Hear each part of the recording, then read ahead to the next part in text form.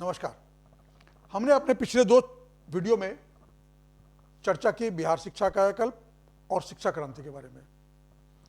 अब ये जो हमारा वीडियो है, इसमें हम चर्चा करेंगे उन बच्चों के बारे में जो या तो ग्रेजुएशन में पढ़ रहे हैं, या ग्रेजुएशन पास कर चुके हैं, या पोस्ट ग्रेजुएशन में पढ़ रहे हैं, पोस्ट ग्रेजुएशन कर चुके हैं, या अपना कोई व्यवसाय करना चाहते हैं।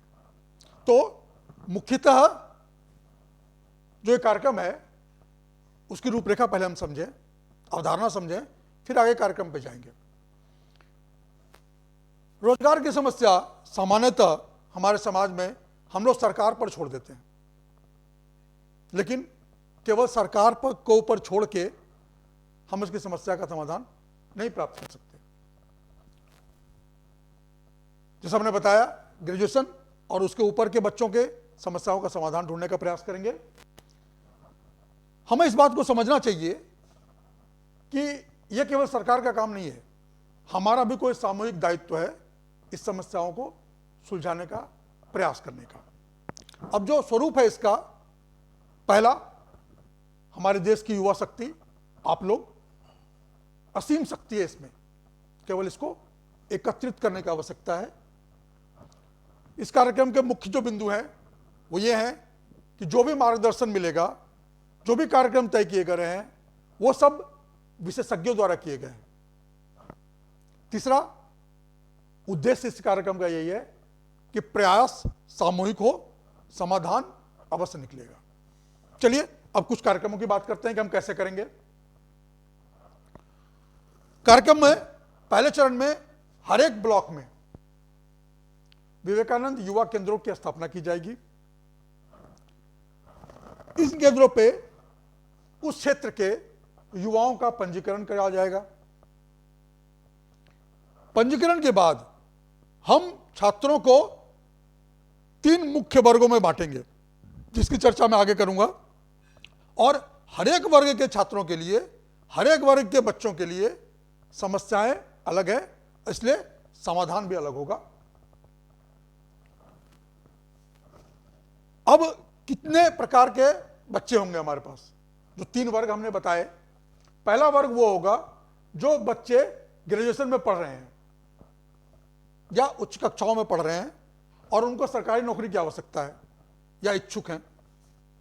दूसरी कैटेगरी वो होंगे जो ग्रेजुएशन में पढ़ रहे हैं या अन्य उन कक्षाओं के छात्र जो निजी क्षेत्र में काम करना चाहते हैं, मतलब प्राइवेट कंपनीज में काम करना चाहते हैं। और तीसरे वैसे बच्चे होंगे जिनकी आयु ज्यादा हो चुकी है या नौकरी नहीं कर पा रहे हैं, नहीं करना चाहते हैं, तो उनके लिए व्यवसाय की व्यवस्था करना। तो ये तीनों वर्गों जो है के छात्र हैं, इनके लिए हम समाधान ढूंढने का प्रयास करते हैं। कैसे करेंगे, आगे चल के देखते हैं।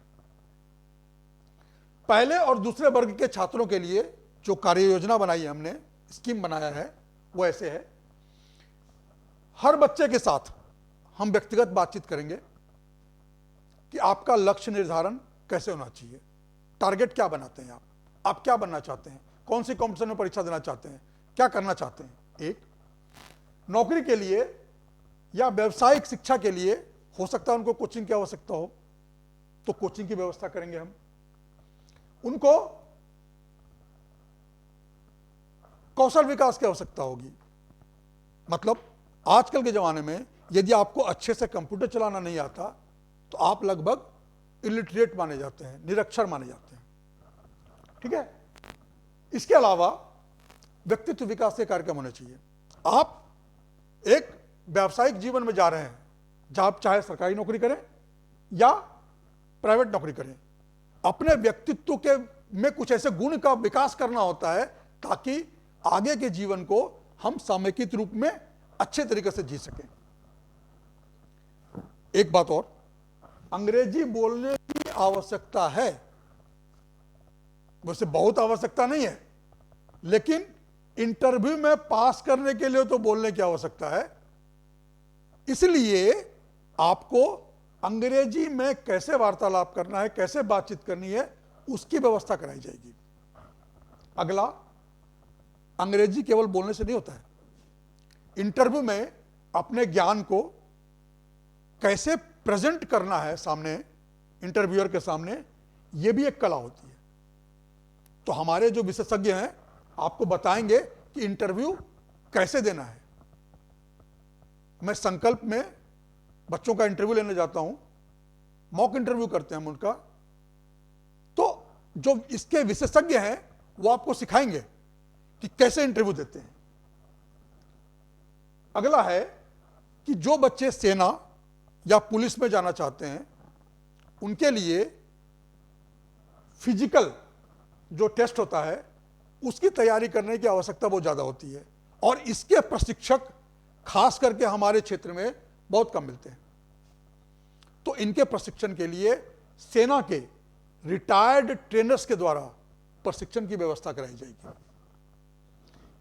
यदि किसी कारण से आप सरकारी नौकरी के 98% तो आप लोग सब सरकारी नौकरी के इच्छुक होंगे, लेकिन मान लीजिए कि किसी कारण से सरकारी नौकरी नहीं मिल पाई, तो हम लोग क्या करेंगे, जैसे मेरे भी कम से कम 40-50 कंपनियों में जान पहचान है, वहां जिस भी प्रकार के लोगों की जो आवश्यकता होगी और यहां से हम यदि उसी प्रकार के लोगों को ट्रेन करके हम यदि भेज सकें तो ये एक ब्रिजिंग का काम करेंगे हम। इंडस्ट्री की जो आवश्यकता है और जो गुण चाहिए उनमें, जैसे लोग चाहिए वैसे लोग हम तैयार करके उनको भेजेंगे। तो ये जो गैप है आपके एम्प्लॉयबिलिटी का, आपके रोजगार अनुकूल नहीं होने का, उसको हम लोग दूर करने का प्रयास करेंगे। अब दूसरी बात, तीसरे वर्ग के युवा जो हैं जिनको व्यवसाय करना है या जिनको नौकरी करने में मजा नहीं आता है, जो नौकरी नहीं करना चाहते हैं, तो उनके लिए हम उनको बताएंगे कि कौन कौन सा बिजनेस कर सकते हैं आप, किस प्रकार का बिजनेस कर सकते हैं। दूसरा, उस बिजनेस के अनुसार आपको क्या ट्रेनिंग की आवश्यकता है, क्या क्या आपको स्किल डेवलपमेंट करने की आवश्यकता है, कौन कौन सा नॉलेज आपको होना चाहिए, उसकी व्यवस्था करेंगे हम।